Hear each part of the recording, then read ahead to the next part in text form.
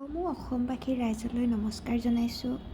জীৱনত পোনপ্ৰথমবাৰৰ বাবে মই আহিছোঁ অসম সাহিত্য সভা চাবলৈ, যি হৈ আছে আমাৰ পাঠশালাত।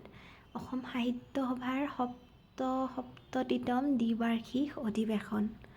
আৰু ইয়াত আজি আছিলে বহুত ডাঙৰ শোভাযাত্ৰা, য'ত অজস্ৰ মানুহ, যিমান মানুহ মই এই জীৱনত এনেকৈ একেলগে মোৰ নিজৰ জেগাত কেতিয়াও দেখা নাছিলোঁ। নিজৰ ঠাইত এনেকুৱা এটা ঐতিহাসিক মুহূৰ্তৰ সাক্ষী হ'বলৈ পাই নিজকে বহুত বেছি ধন্য অনুভৱ কৰিছোঁ।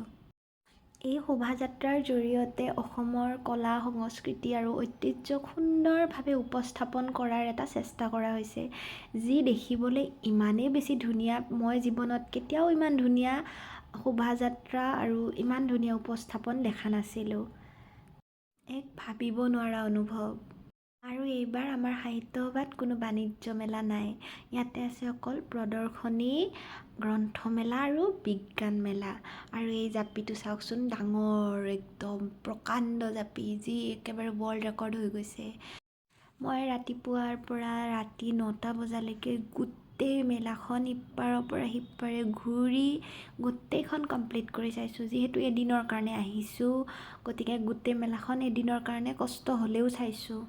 আৰু তাৰপিছত যিটো সুখ অনুভৱ কৰিছোঁ, মোৰতো ঘৰলৈ যাবই মন নাছিলে। সকলো মানুহে সদায় সদায় চাইছে, কিন্তু মোৰ দুৰ্ভাগ্য যে মই অকল এদিনে আহিব পাৰিছোঁ। যি নহওক, এদিন হ'লেওতো আহিব পাৰিছোঁ ভগৱানৰ কৃপাত। তাৰপিছত এয়া চাওক, আমি খাবলৈ আহিছোঁ। ইমান খোজকাঢ়ি ভোক লাগিছে।